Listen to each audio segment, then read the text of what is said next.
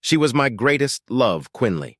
She had the skin of an African-American race, and she was easily the most beautiful of the beautiful women I had called wife. Her arms were bound by scarves at the wrist to the headboard, her legs by ribbons at the ankle to the footboard posts. The restraints held her limbs straight. The restraints were a metaphor for the loving bonds of marriage, that spiritual and social institution which we intimately symbolically took upon ourselves. Our love was too great. Too much almost to announce. Some loves are so much more than the human experience can comprehend that they must be private, a secret of those so bound. Our vow was true, if unwitnessed, but binding nonetheless. Her arms stretched in welcome. Embrace. Her body proclaimed, I am yours. Take me, I love it. I love what you do to me. I love you. She was whispering to me, I love you. She said it barely audible. My right hand was on her throat, and I could feel her breath passing. Her eyes were wide open, round, looking at me. Love shining, wanton love shining. I could fall into those dark eyes. I could see myself in them. I was in her. I was one with her. She felt me as far up in her as a man could be, with pleasure and desire and fullness, and she opened her mouth and groaned silently. Quietly, she threw her head right and left. His ecstasy overwhelmed her. She pulled against the restraints, and I groaned too. Finishing, she relaxed then to rest for another time that would never come, and I rested also. The night passed. It was May 17th month, and my 8th wife. It was primal. This love I had developed with just a few women before Quinley had been Lana in January, the first month, and first wife in Independence. Lana was blonde, a tall and heavier woman, a South African farm girl who welcomed my company, and love developed from that. She had taken me with an energy that drained me that night, and I had been happy to satisfy her on her hands and knees. I had left her sleeping also, and our marriage had of course found success. In February, it was Binley, a lovely and tiny Oriental woman who caressed me as no other of my wives. That was the Branson job. She had taken me in her mouth and swallowed of my essence, and her sleep that night followed time after time of justification. She had cried out for more in her language, and we had reached Heights Blay, the name of the second prime in the alphabet, a sweet, sweet memory. March was a windy month, and Carol blew into my life in Minnesota. She was a librarian and wore the glasses of a woman trying to hide great beauty behind shyness. I found it she and I were wed, and her kisses tasted of strawberries. Her hair was light brown. Her skin had a reddish tint and freckles that excited me. I remember sitting next to her in a theater in the dark in a corner, unnoticed, tasting those red berry lips and hiding my caresses from the audience. We escaped our daily concerns, and our marriage consummated quickly. I was meant to be with Carol, and she with me. Marriage is everlasting in its love in heaven, even when ended on earth by death, the third month and third of the alphabet. Carol is a special memory, a model of the good woman become, the good wife in May 5th month, and letter were fulfilled in St. Louis, almost home, and with each wife love deepened, matured, satisfied. Ellie was a pixie with active, playful eyes and a playful attitude. Ellie and I explored the world of love toys, and she settled upon a machine that brought her to rapture as I joined with her, and it was good. She cried out at her pinnacle and slept with her head on my chest thin. I woke her once in the night when I thought she was yet asleep, so I helped her with loving embrace and caresses to her face and neck. Ellie. Endurance and sexuality will be her legacy with me. I loved that woman, and she loved me. So these primal numbers marched into and out of my life as there was Jennifer, actually Gwai Ophir, in July. Jennifer, who demanded we consume it so quickly, who suggested a new technique which we sadly never fulfilled, as she fell to slumber before then in such joyous union were we bound only by hands. She kissed me and begged for more and more until exhaustion claimed her. Jennifer I will always associate with July and all warm nights and free rambunctious sex. She was a woman of many virtues. As I journeyed through the primal months and letters of the alphabet, I found myself capable of greater and greater love for women and a particular woman. Love grows over time. It is not cheap or toddy. The bedroom is its own place, a place for that deepening and spiritual love to meet the animal love of the sex act, the body meeting the urges it so often must suppress. So it was with Karen in November, Kansas City. Kansas. Karen was older than I, 15 years or so, but a lovely, lovely woman with hair just beginning to gray. I remember our first kiss, our only kiss, come to think, in the way her tongue fought with mine as I held her wrists behind her and she pushed her hips into my erection. Karen wanted sex like no other woman I have ever known, and we spent our marriage in exploration of one another, finding this spot and that touch and the other act. Karen was forceful and strong, and our mating was correspondingly powerful. Karen was almost too much woman for me, if there is such a thing. Incredible woman. The 13th letter and month were just 2 months later. I was barely recovered as I thought of the spirited love of Karen and November. But Mindy was the January wife I had always dreamed I would find, dark-haired, medium-beau gothic, with pure pie sings and tattoos. Never had I been attracted to such a woman, and to find marriage with one, it was a whirlwind romance. I saw her one day, and we were married within a few hours, but never to regret there were rings to pull and staves to twiddle and art to trace. I entered this woman with a delicate touch which surprised her, and she insisted on the ball gag so that her ecstasy was not so vocal. We used chains for her hands and feet and up around her neck then, and it was a completely new experience for me. Our time together was brief, but she was in blessed sleep that proved her satiated, physically, emotionally, spiritually. I loved her. Stamp property of intern name here. Mindy for M, the 13th letter. I rested through the non-primes and then found Quinley. Quinley was special, even among all these specials, tall and thin, smiling, encouraging. She then turned into a raging hurricane in bed with an honesty and purity that other women lack. I have loved all 8 wives, but Quinley was like a goddess among the others. Her love for me was obvious and genuine, and her desire in bed insatiable. Quinley the best. 2 months to 19 letter S July. Oh, I remember love and marriage, 8 wives, and no hint of bigamy. Morals are essential to family and other institutions. You see, I'm a monogamist. Mother insists. No, I tell you, it is a pattern. Josh Mitchell was saying into the phone. His pistol and holster were in the drawer. It's based in prime numbers. He attacks in the 1, 2, 3D, 5th, 7th, 11th. 13th and 17th month, he numbers the alphabet and does the same for the women's names. He strangles them, usually, although the one Karen, the oldest one, he broke her neck. Yeah, well, if the pattern holds, it'll be a woman whose name starts with AS, and it'll happen in July. July is the 19th month since he started a year and a half ago. S is the 19th letter. No, I didn't figure it out. It was my wife, Linda. She's always doing Sudoku. And I mentioned the case. I mean, it's in all the papers. We have the DNA we have.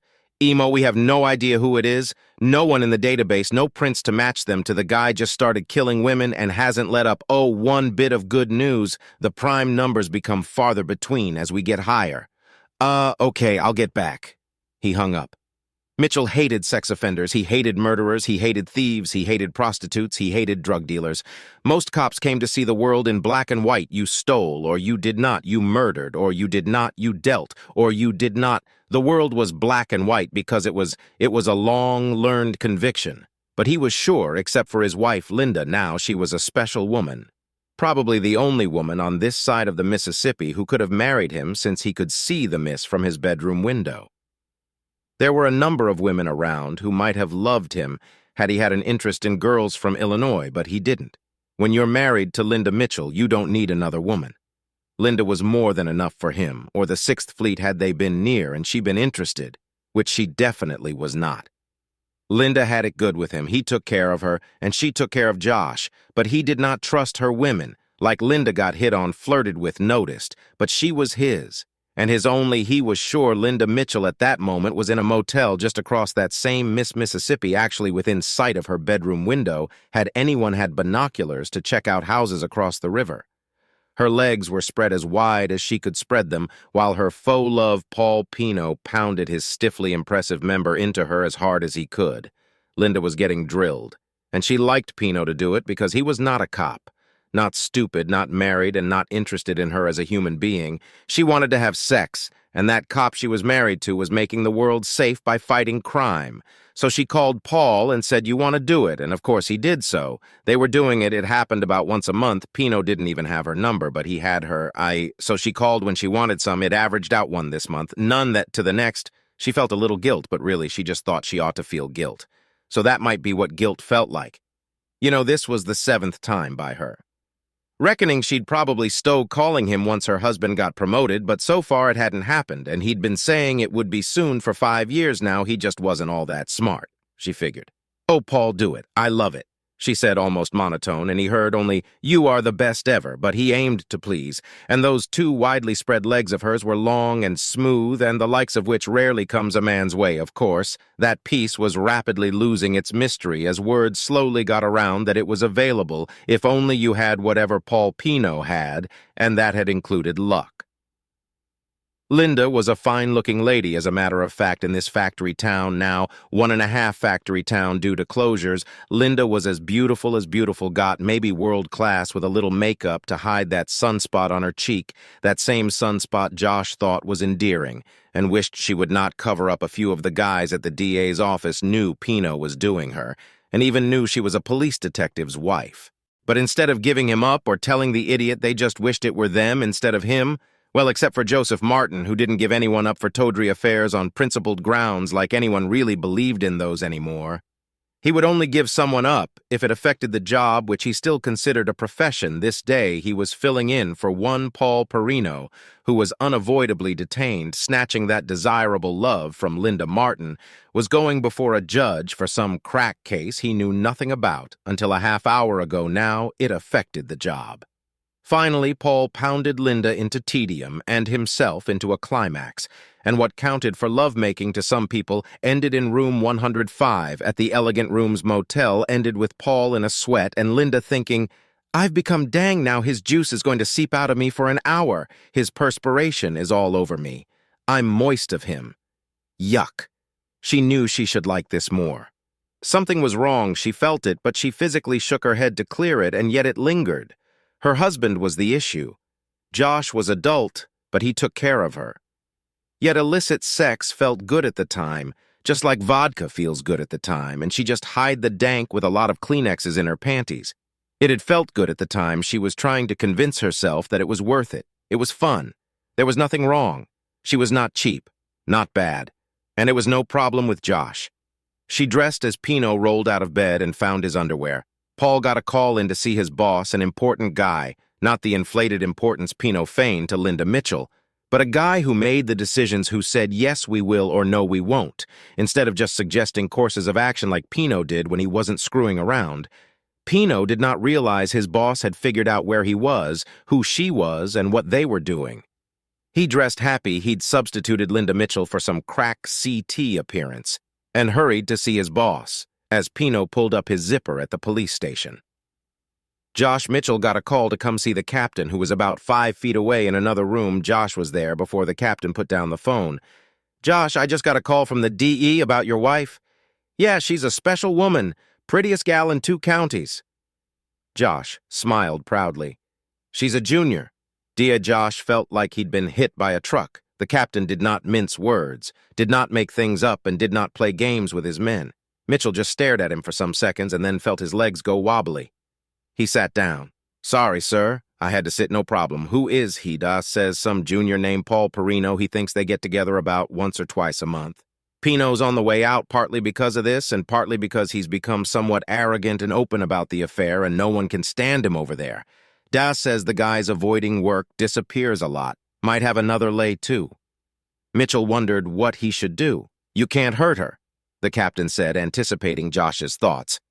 "You're not the first detective to face this problem. I'm on wife 3 crosses between wives because he had an affair. Also, some guys actually work it out and save the marriage, just don't lose it. Can I go home? Want someone to go with you? Nah, I've been kicked in the gut before, just not by her. I didn't see it coming. I feel angry and foolish." The captain nodded, staring at Josh with an excess that was meant as support, but could have been, "Oh, you poor sap." The captain just didn't have many expressions. Mitchell drove home taking a wrong turn, and still beat. His wife there, she had to go around the long way to find a bridge across the Miss, and actually passed in front of Josh's office then, and for him it was a straight shot into his neighborhood, but he turned for some unknown reason, and it took him a minute to go around the block. He made some coffee and sat at the kitchen table. Linda breezed, and 15 minutes later, "Oh, you're home, honey. I didn't expect you," she said. Seeing him there, she came right over to kiss him, and to get by, she wanted to get upstairs and into the shower. She had an uncomfortable number of Kleenexes between her legs. "Sit down, Linda." It was all he said. It was not his loving husband voice, more his crowd control firm voice. Although not loud, she was brought up, then startled she knew something was wrong. He could not know, could he? She thought no, after all, he was doltish. He was a luck. Please sit. Is something wrong, Josh? She was scared now, and she took the seat beside him on the end of the table. Pino is going to be fired, partly because he's been screwing you. She inhaled sharply. She wanted to deny it. Demand he rely on his trust of her. Ask, how could you believe that instead she played dumb because that was what you do when you don't know how you've been caught? What are you talking about? She said it, and then wished she hadn't. She knew Josh would not make an allegation. He would state facts already proven. She put her face in her hands. How long has it gone on? He queried. Apparently, the jig was up. She did not lie 5-6 months, once or twice a month, just when you were working a lot, or not home. He was just a guy, a hobby. Someone to get me off. It was not love, not really an affair, just sex with a good-look guy and no commitment. Josh was squeezing his hands into fists, looking carefully at them, studying the bones and sinew and skin. She looked at him, but he would not meet her gaze. I didn't mean to hurt you. She said it, the 1 billionth woman in the history of mankind to say it. For that reason, she never knew she could have won free groceries for life or something. If she'd been the billion of something else, of course not. Don't let it bother you, he said with disdain, and she heard it and knew her diance was not a diance. Why had she rationalized? She wondered if these mistakes were recoverable, if the marriage could be saved. How many others were there? We've been married, 7? No, 8 years, no others, Josh. I don't know why I did it. Was he better at it? Better built, bigger? No, nothing like that. Worse, if anything, but even bad sex is good. He just looked at her, and she realized her last words had not helped. She did not speak. Discretion is a part of valor. It's also part of intelligence and many other virtues. He looked out the little kitchen window at the blue sky, a wistful expression on his face. He thought out loud, I am so embarrassed, so angry, so much in pain. I never knew it felt like this. I've dealt with cucked husbands dozens of times and told them to be calm and had no idea the terrible hurt they were suffering inside. I saw it, but I didn't get it. It's withering. He talked as if his personal experience would help him in his job. He'd be a better cop now that he discovered his wife screwed around on him. He should thank her, he thought ironically. It's palpable. I can touch the pain. It feels like a surgeon could remove its silence. He looked at her. Do you want me to leave? She asked. Or do you want to? She tried to imagine pain for adultery, for betrayal. Nope. Nothing there. Josh wouldn't screw anyone but her, she knew. And if he did, she'd think about it. Then he asked, did you ever do it here, not here? Who knows about it? He asked no one unless they saw. Us going into the motel. Probably people he works with missing him in the day, covering. Josh rubbed the knuckles of his right hand, but Linda knew he would not hit her. The wall. The table, the refrigerator were more likely targets. You can stay. I don't know what to do. The captain got a call from the DA, told him about you and Pino and sent me home to deal with it with you, but I don't know what I want. Linda got up and made a cup of coffee in the Keurig. She sat back down. Are we going to make it, Josh? She asked. I don't see how. He said maybe no. I don't know. Did she want to make it? Would her nature lead her down the path she'd started? Now he wanted to strangle her. Now maybe he could get her to that psych if he could just keep from throttling her. It gave him an idea. Manipulation was more her suit than his, but it was a way. Han, I am going to the car. Stay here. He went to the garage, found the file on the sex offender, and brought it to the table. Josh inhaled. The captain appreciated your prime theory about the sex offender. Why was he bringing that up? Was he trying to keep a semblance of control by bringing up work? Linda said nothing but wondered, this is the file on the sex offender. Look at the location of the murders, all the paperwork, see if you can figure where he will be next month when his next attack is due. Just look at it. Ow. You want me to study a case now? She asked. She was mystified. She'd done it before, studied a case once. It led to an apprehension. More often it did not. Yeah, just that, and no more. Had her affair not mattered now that he thought about it. She could not understand. She was sure he loved her. Positively loved her. She saw the emotion and wondered that she cared for his pain rather than feeling any of her own. Are you okay, Josh? He shook his head. I want to shoot you. I want to strangle you. I want to screw you, but I know you probably have him in you. I can't deal with you now. So you look at the file and I'll get myself under control. I don't know if I can focus on paperwork. Josh just looked at her as if he was going to commit one of the first 2 acts he'd listed. Okay, I'll look. She agreed. She opened the file and started distributing pages around the table. Josh sat for a few minutes, considering her and the situation. He made another coffee, noticed his hand shaking, and watched his fingers open. He dropped the cup, which shattered on the floor. Linda jumped a foot in her seat. "Sorry, I'll clean it up. You keep looking." He used paper towels and a mop, but when he finished, the floor felt sticky. He made another cup and sat down, watching her work. Linda pushed sex and Pinot and Josh in marriage and all of it aside and looked harder at the file, just another Sudoku problem. She thought it was where the murders happened that stuck in her mind. She stared at the locations. There was something there. It was there something like when you see some moves ahead in chess and know you will win. She looked at the DNA reports, the dates, the color of the P's hair, dark brown, 10 shoe size, probably a 16 neck tag found beside one of the victims. Nothing. Back to the map, Independence, Twain, East St. Louis, nowhere, Minnesota. She was about to dismiss that last, but it stuck. No, what is that town really, Wyckoff? Nowhere, a man? A crossroads, probably. Why did he kill a girl from Wyckoff? How did he meet her? There is nothing there, but Linda knew the name. Why did she know the name? She closed her eyes and concentrated on what she knew of rural Minnesota. It was a full minute when she got a picture of her dad rolling a strike bowling alley. There's a bowling alley in Wyckoff, actually part of a bar and grill. Her father played tournaments 20 years ago. He was a good bowler, but never won a big tournament. He'd driven up to Wyckoff, to a tournament, the last tournament before her mother left them. That's why she knew the name. Oh, why had she screwed Pinot?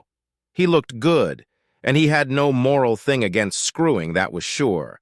But he was a jerk she knew had known, and she had thought that an advantage. She knew her mind was wandering. The case. Look at the case. No, put them in the order of occurrence. All of them. Independent South African white girl, Twain. Asian girl, Wyckoff librarian, St. Louis, sex toys. East St. Louis, Guay, Kansas City, Kansas, mature woman, Twain, Gothic, Paducah. Kentucky, black girl, Y2, and Twain. There is a bridge here, a factory producing with cabinets paneling, pressboard, a flooring paneling business, 35,000 people, fast food, 2 motels, she thought, and she grimaced, remembering both another small town AC cross the river with 1 motel, Paducah. What's in Paducah? Linda sat back and closed her eyes. Usually she could find connections in things. She seemed to be able to remember the minuit that other people did not.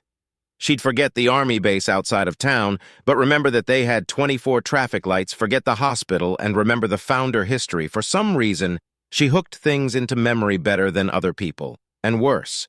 Her mom had been frustrated by her poor grades in school. She remembered almost everything others let go. But associated strangely, she could finish any problem in arithmetic, but not like she was taught. She didn't add, she put things together and recounted it. Made her slow, but usually right. It was not a way to do well on a test. But the year they identified her problem, she'd gotten 3 of 11 problems correct, but she'd only done 3. She remembered Mom and how Dad cried when he read her note. She wondered if Mom knew how she'd hurt him much, as Linda had just hurt Josh, but Josh was a tough guy, right? Linda had a clenching in her middle since Josh had sat her down, and as she looked at the back of her eyelids, she realized it was either guilt or fear compassion for Josh, or something. She knew she'd hurt someone who did not deserve it. And she knew he'd never get over it, and in some way it mattered to her. That was strange. There had been a purity to Josh's love for her. He wanted her in every way that every other man wanted her, and the way every woman wanted to be loved, too. Why had she played with that guy? Why didn't she care about the second part? Paducah has a large wood paneling distribution center, a hub for this part of the country. Anyway, Twain had a large producer and some subsidiary industries. Wyckoff had nothing I need. My laptop, she said to Josh. Josh nodded. She was back in a minute typing Wyckoff in Wikipedia. 444 people live there. It took her another minute and she pulled out her phone and called the number. Hello? I'm calling about the old bowling alley you have there. I can't find it online. She listened for a bit. When was that? She nodded. She wrote down a date. What happened to the lane some time past? Do you know who bought the wood? She asked. Thanks. Is there any other business? No, sure, thanks. Again, I think I'm getting it, Josh. I think I'm understanding. She saw he was thinking about them. I'm so sorry, really. I've supported you. You've stayed home to write. And you've sold a few stories, but I've supported us, he said without focus, as if his world were crumbling. She realized it was. She'd feel bad about that sometimes. She was sure I wanted a family, but you kept putting it off to get that novel done now. He shook his head. He really did love her. She thought strange idea that someone could love her. When did she stop loving him? Had she ever loved really? When had she started thinking he was stupid? Why he roused himself so? Tell me what you're thinking about the sex offender. I'm thinking he's involved in the wood business. Twain, Paducah there are with distribution centers, paneling factories, and distributors in Twain. It's practically just the factory and the panel business. And the panel business is so much smaller, I think Wyckoff caps it. I think he has something to do with redistributing bowling lanes. Wyckoff only has 400 people in it, and some more in the surrounding area. Their victim was the library girl. She commuted to another town to work anyway the month before the murder. Their bowling alley was demolished. The lanes were sold off first. The lanes are very sought after in some markets for replacement floors, wall panels. Quality stuff, very hardy. I need to look into Independence and KC yet, but I'm betting someone either bought the wood our guy was selling or he found some more wood for sale in another alley. Demolished, something like that. Maybe he checks up on installations. I'm guessing there's something in each place. Just before the murder job finished, he finds the girl, kills her, and moves on. He probably finds them in less secure places, places without cameras. If he sees a security setup, he just goes somewhere else. She looked pensive. Oh, he might use the library to find girls with the right name. Not sure, but that might work. You might want to check here with the factory and panel businesses. They probably know him even if he doesn't work for them or have had contact, so do you have any conjecture as to where he might be going next month? I guess he's doing a job in that town right now, so look for a bowling alley demo or sale or someone installing a specialty floor, and then look at the buyer's SL sellers. I'd bet he just hangs around after for a while. He does not want to be hasty. He knows all the evidence is piled up, but you have no record of him. How's he just hang around? We've checked motels and got nothing. Maybe he has a camper. Lots of camping even near the cities. He'd not be obvious. Hardly any problem registering hack. Some campgrounds are free and don't even have registration, or tent camping in a national forest, free again, and little control or registration, or he could park in a Walmart lot by the trucks down a deserted dirt road anywhere. She looked down. I'm going for a shower. Can we talk more later? She knew those were the things to say. Yes, she did. She watched Hallmark Channel some. I'll bet you are, Josh said, looking right at her. Feeling the pain, knowing she did not feel any, she left the room and went up the stairs. Josh had realized shortly after they were married that she did not feel like other women feel. It had taken him some months to realize. She thought she had manipulated him into marriage. She did not think she needed him. She did not worry about losing him. She did not love him in any regular sense of the word. She's a sociopath of some sort, he'd realized, and it explained the lack of emotion at emotional times. She'd taken the death of her father, as a matter of fact, almost like she was not affected, as if it was of no matter. The man who devoted his whole adult life to raising her, who held her, and was perhaps out of his element in trying to be father and mother to her, but who loved her in that pure and complete way fathers can love daughters. Perhaps that caused it some sort of double bind, probably initiated by her mother's decampment.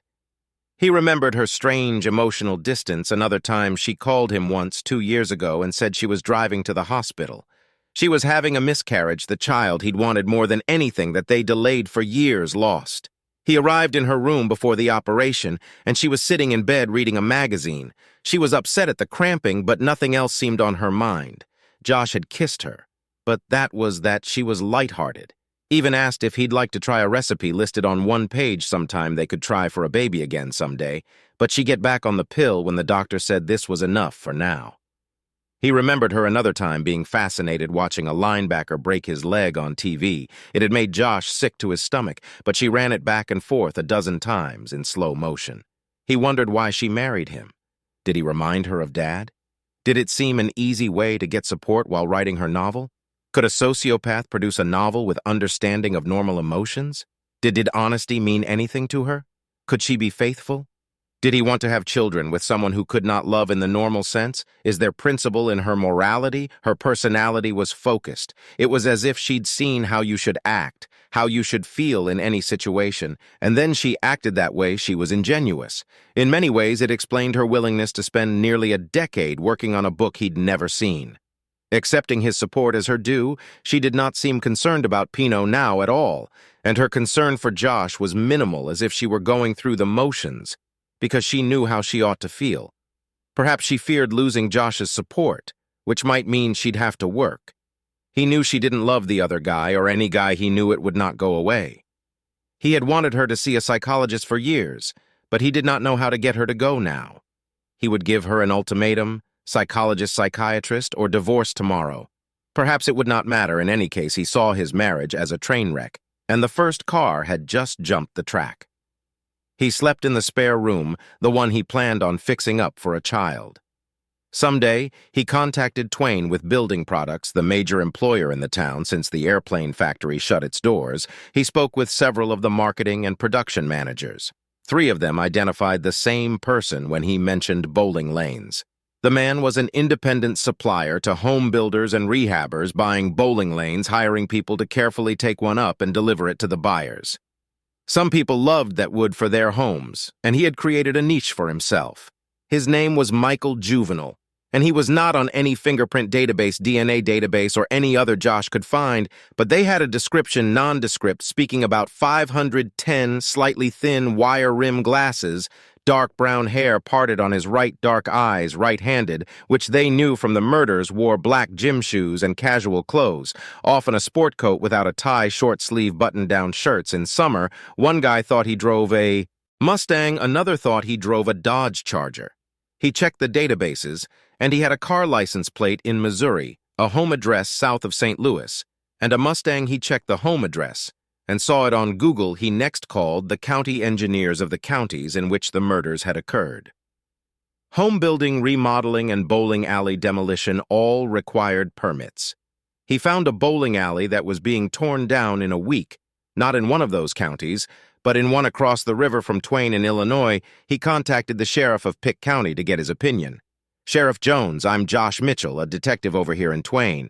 What can I do for you, Josh?" The sheriff of a small county probably did not have a lot of deputies, so Josh was happy to deal with the head guy.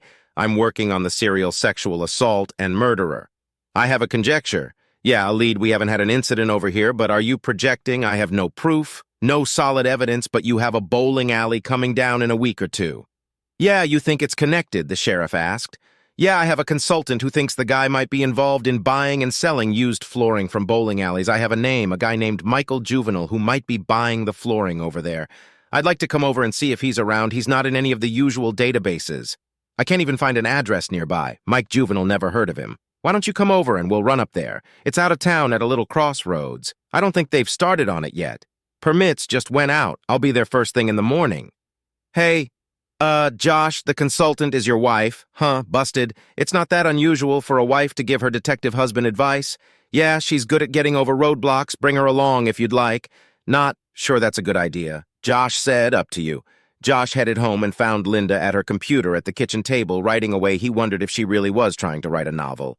"Hi, honey," she said. He sat down and said, "Linda, I've decided something. I'm willing to stick with our marriage a little longer, as long as you pay steady visits to a psychologist or psychiatrist, beginning as soon as we can make an appointment." "You mean a marriage counselor, right?" she said. "Not really. I mean a psychologist or psychiatrist. If one specializes in marital issues too, that would be okay. But I want you to see one about you." She was fuming. "You a-hole. You think I had an affair because I'm crazy. No, I think you're a sociopath," which brought her to a sudden stop because she could see the symptoms in herself. She knew she didn't feel like other people, and she was smart. In usual ways, other people would feel sad. Now she would think other people would feel glad. Now she know. Josh went on, "Take it or leave it. I need to know if you can be lived with. I needed your fidelity. I need it again all the time. You are the most beautiful woman around. Men will continue to hit on you. I need to know if you can be trusted ever. If you do not agree to these terms today, I will see a lawyer and file for divorce tomorrow." She did not like the ultimatum, but agreement would at least delay the end of the gravy train, so she assented.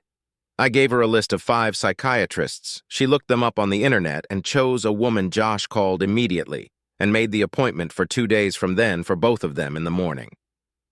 Linda, I'd like you to go with me tomorrow to work. I'm heading across the river to Pike County where a bowling alley is being torn down in a week. Sheriff actually suggested you might come along. Maybe you'll have some insight." She was startled. Josh said, "Except for bringing home some cases for you to get. Give me a new idea. I've kept the job strictly mine. I don't know if the department has a policy against this sort of thing, but since I am checking out your theory and you might gain some insight, I decided to just do it and suffer any consequences if you'll come. I'll do it. It might be a gas. Josh wondered if she had an ulterior motive. They drove across the Twain Trans-Mississippi Bridge at 7 the next morning at 7:45. They were in Sheriff Jones's office, sipping Starbucks coffee and discussing the case. Sheriff Jones called me Terry. Pleased when he saw Linda felt that Juvenile might show up at the alley, but was more likely to make his deal at the offices of the real estate dealer, a guy named Bob Jones, who just happened to be the sheriff's brother, called Bob last night to find out who the realtor was, and he said it was him he's coming by in a few minutes to discuss possible buyers. He says he has been contacted about selling the wood, but he didn't remember the guy's name. He has his card, though. We don't get over here very much. Linda said, avoiding the fact she'd been in the elegant rooms a day ago, so tell us where would a guy go to find a murder victim? Jones considered there are some bars, a dance club that'll let anyone in most nights' restaurants, lots of churches. Josh hadn't thought of churches. Josh said we believe the next attack will be next month if he follows the pattern we've distinguished, usually about a week after his business is concluded. We also think he is likely to find a girl with a name starting with S first name. We conjecture that he uses the work local to find the victim, decide on the tack, and then either stalk her or set his plan in motion he has killed in their homes. Usually the one was in an abandoned building in a woods. Linda spoke up. I think he likely finds them in bars. All the other victims were known to visit bars in the weeks before their murders. Even Wyckoff, the librarian. She actually lived above a bar, although she rarely went in it. You know, Josh said which bar is he most likely to visit if he's as unfamiliar with Pike as we are and his business is at the Reilly office and the bowling alley Julie Saloon is out of town on a lesser road. But it's the most popular among those who live here. Shady Grove is in town. Not fancy, but gets a lot of women on Friday night, probably Shady Grove, yeah? He said into the office, walked Bob the sheriff's brother. Between the two of them, they could ruin a couch in one sitting. These two guys must have weighed 300 each. They had the jovial faces that some overweight people get. Hi, Bob Jones, said the realtor, smiling and holding out his hand to Linda. Bob had the talent of immediate prioritization. His eyes were good. Even the obese have hopes when unexpectedly confronted by a beautiful woman. Linda Mitchell, she said, shaking his hand.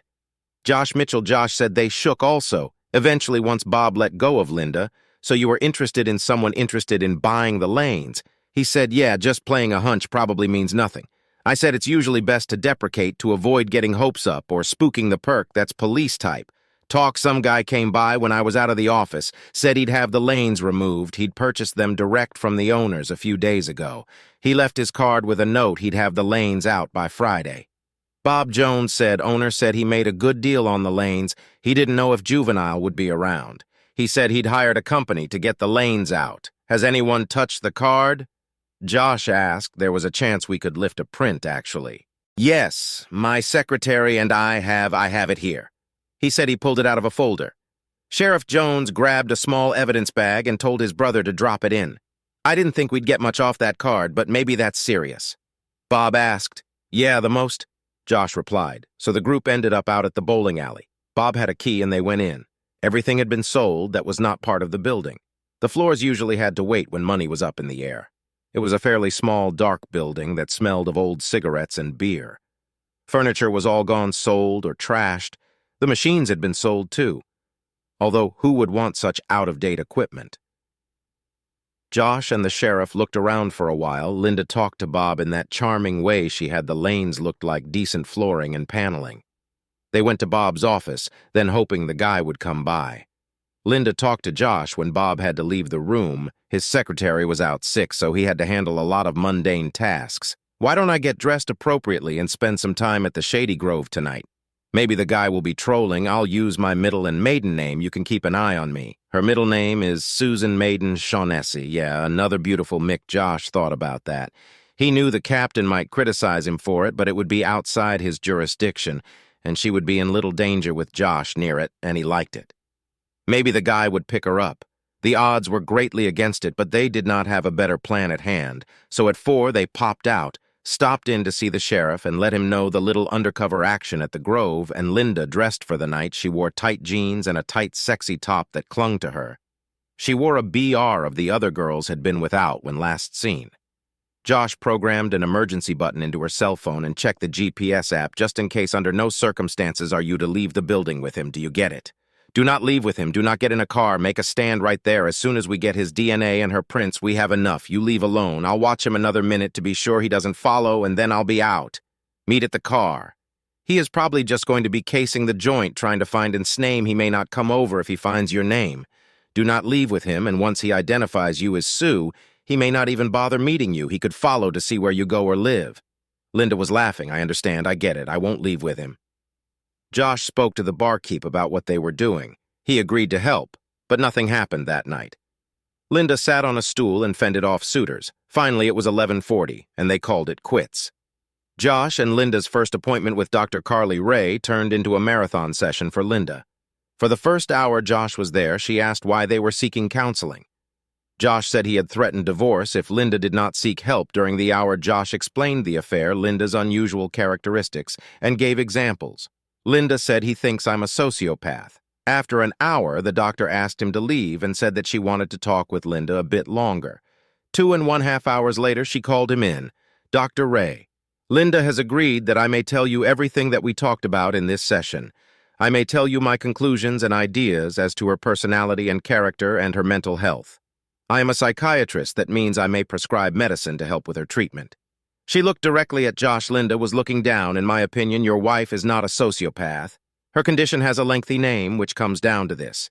She has a conscience, but it is subsumed. She knows right from wrong, but she has suffered such great damage to her emotional center that she feels anything good for her is due. Because of past suffering, she is capable of love, but she uses defense mechanisms to control it, like not seeming to feel guilt about the affair, not caring if her lover is hurt, that sort of thing she does feel. And sooner or later, she will likely feel the depths of the pain she has caused you and him and herself. She may start crying someday for no reason, realizing the lives she has wounded and feeling the pain, and it could go on as if the thing just happened. That is not a bad thing. That is a turning point, but it may occur differently, sly or not at all. The doctor paused. Josh said, she is very smart, doctor. Are you sure she's not playing you? She thinks she's the smartest in the room, no matter who is there. The doctor smiled. Fortunately, I'm used to not being the smartest in the room. No, I don't think she's playing me or you. She actually loves you. But it hurts sometimes. It is subsumed. Then the doctor thought for a moment. Oh, forthrightness is often a characteristic. It was very easy talking with her. She willingly divulges information to someone she trusts. And there is no inhibition speaking with me that I could see anyway. Can she love children? I told you about the miscarriage. Oh, yes, she could once we get it to emerge. There are cases where they actually emerged because of the birth of the child. We can treat this condition group, and individual therapy help a lot. There are a number of drugs that can help. This is similar to schizophrenia in some ways, an emotional dichotomy. Some of the same drugs work to give a person a completely normal outlook, but it is chronic, it can diminish, and over time, her real emotion can dominate. But there will be some interesting moments along the way. Was I way off thinking this is caused by a double bind, probably mom leaving and dad being unable to replace or nurturing? No, that was spottin', probably coupled with some things before her mother left, and if she wants to tell you, there is a lot more to that she has kept from everyone. Linda spoke. I do not want to divorce Josh. I knew the affair was wrong. Dr. Carly said you left something out. Linda looked as if she didn't remember. Oh, the denigration's putting you down, thinking less of you. I'm sorry for that too. Dr. Carly said part of this goes hand in hand with any affair. The husband's an idiot, that sort of thing. It's all part of guilt. That's actually a good sign for your wife. It shows she has a conscience. Yeah, I've seen a lot of that in domestic disputes, Josh said. Dr. Carly, you should know, Josh, that the marriage is important to her. She has an inevitability in her outlook. She expected it to fail, and this may have been part of her manipulation to make it so she sees people. She can manipulate you by getting your love, tricking you into marriage and some convoluted reasoning. She has the lover. Others, I married her because I loved her. There was no trick. She knows she's smart and that other people are not ass. Dr. Carly smiled. Losing you would be difficult for her, but she expects it. She does not want it, but her emotional controls subsume it, so she loves me lots. But she hides it, huh? Because she expects it to hurt her by me leaving, so she makes it happen. Her worst fear, Josh considered, if we divorce, would she get worse? Probably a setback, but not much worse in the long run. She really expects it. Sometime, it's up to you, Josh. Do you want to stay married to her? Did she ruin it already? Can you overcome those images and fears in your mind? Rye looked directly at him. She knew how a man in love can obsess about his wife's affair and obsess forever. Have you treated many with this condition? Doctor, this combination of symptoms is probably a once-in-a-lifetime case for most of us, except in a clinic or mental hospital. Josh said perhaps you can write a paper on her treatment. It was spoken. Riley's cynicism is not becoming. The doctor laughed, and I'm considering it. I need everyone's consent, so you need worry. You'd have time to consider, and you could refuse. It was on the 4th trip to the Shady Grove that they found their man. It was the first week of July. The flooring was removed in a day at the alley and carted to the next place. Juvenile was paid without even showing up at the alley, or realtor Linda calling herself. Sue was sexy. She had too much eye. Makeup like women seem to wear to bars when they are still seeking men. They parked down the street near the sheriff's station, actually, and walked then separately to the bar. She went in a minute before he saw her at the bar, alone for a minute, but then men seemed to find her.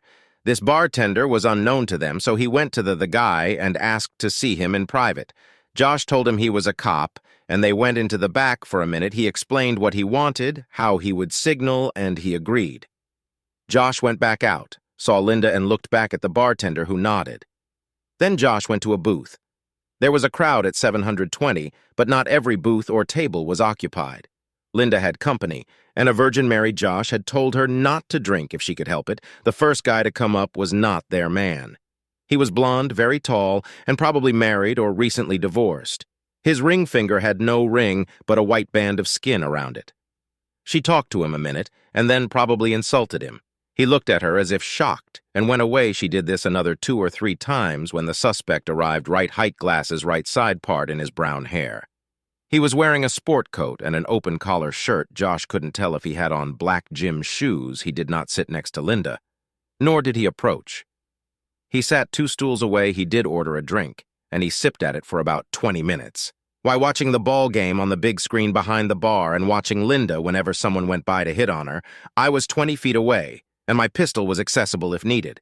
I could hear Linda when a guy came up to her, then, "Hi, I'm James Render." The new guy said he was average height, no glasses, light brown hair, wearing blue jeans and a striped pullover shirt. "Sue, nice to meet you." She shook hands with the guy. He seemed likable enough and no threat, so Sue engaged him in a conversation about the better sports: soccer, baseball, basketball, or football. She ordered another drink, also a virgin, and laughed sexily. Looking at her new friend, he started getting a little fresh, putting his hand on her bare arm, moving a little closer. But she looked at it and made some joke about not too forward, and he removed it, only occasionally touching her after our guy seemed genuinely interested in the game above. But I thought he was listening in. He ordered another drink. His first glass remained at his spot. The bartender looked at him. Josh touched his ear, and the bartender brought the man another drink. He took away his empty glass. He poured a tonic water for me, came over to my booth and handed me the tonic and the glass. He'd been careful to touch the glass only along the bottom rim. "Good man." Linda looked at Josh. He touched his nose. They had what they needed. A minute later, she made apologies to her new friend and left the bar. It was 9:07. Josh watched the guy. Linda should have been safe by now. The guy was on the cell phone. A moment put money on the bar and followed Linda out, perhaps 2 minutes behind. Josh followed him, his glass in a bag. No one had considered that the guy might have an accomplice. When Josh got outside, he saw no sign of either of them. He was 2 minutes behind Linda and 20 seconds behind Juvenile. He ran to his car. He checked the GPS program in Linda's phone, and it was functioning. He followed, racing, went through a red light in the middle of town, headed toward the signal. Where were they going? Had Juvenile found Linda outside, thrown her in a car? No, there was no time for anything. But hopping in a car and heading out, they did not know Linda had an accomplice either. They ignored the GPS on the phone, at least until Josh had them in sight. They were on a divided highway. It looked like a Mustang to him, but it was dark. He saw it for a half-mile before he caught it. The GPS stopped suddenly, so either they tossed it out the window and it broke, or they removed the battery. But he had them in sight, and he was doing something he knew how to do. He used his cell phone to notify the police, but just as he did, the car pulled into a parking lot by a McDonald's. It then carefully went over the back curb of the lot and onto a dirt track that went into scrub trees. He saw their lights then down the road, and they parked by a very small house. He abandoned his car in the lot and ran talking into his cell phone, trying to get Terry Jones and any other cop to this place. It was perhaps a 4-mile, and he made it finally, thinking he needed to start jogging more. The car was there dark. He heard them inside the building. They had lights on. They'd been in there maybe 12 minutes now. He went to a window and peeked. Linda was not in the kitchen. There was a woman. She looked about 60, Juvenile's mother. Perhaps she was wearing latex gloves. She left the kitchen while he watched, and Josh tried the door. It was unlocked. He slowly opened it, let himself in, and closed it. He heard heavy treading coming toward him, so he hid behind the refrigerator, and the woman was back. Her back was to him, so he hit her over the head with his pistol. He let her down to the floor. Gently, he hoped he had not killed her. He never pistol-whipped someone before she was breathing. He pulled out his cuffs and hooked her hand to a cabinet he hoped she'd not wake. He did not need her warning Juvenile down the hall. He found Juvenile with Linda. She was naked, spread-eagle on the bed. Josh could not help the thought that she was magnificent, even in this evil circumstance. Her hands reached the corners of the headboard and were duct-taped to it. She was awake, but she had a ball gag in her mouth. Her legs were tied with rope at the ankle, with her knees up attached to the headboard. Also, Juvenile was varying his technique. Yet again, Juvenile was talking to her as he prepared a long dowel for insertion. He put oil on it, but it was just a cheap wood dowel with a flat end. "I love you, Sue. I know you want me in. You look at that body of yours, magnificent, just magnificent. Are you ready yet?" He reached for her with the dowel in his hand. Josh shot him in the head. At that moment, he'd seen and heard enough. Sue had too. Sue's eyes were opened wide, startled, and the surprise lingered, and in her fear and anger and wonder, she realized Josh was not a lug, not adult, not stupid, and not insignificant. Josh looked down at Juvenile, the mess he'd made of his head, and he felt relief. He turned to his wife. He removed the gag and ripped the tape from her wrists, and her arms went immediately around his neck. He hugged her, and he liked feeling the naked skin of her back, but he wanted to remove her before all the cops in this part of the world arrived. The sirens were close, she was crying, and suddenly the room was swarming with police. Josh grabbed a blanket and put it around them as they hugged. "Sheriff Jones was there. Well, I sure hope he's the one, because he's dead than a doornail. Now, Josh said we didn't realize he had an accomplice sick family." Josh gave a statement that was the whole truth. Did he identify himself?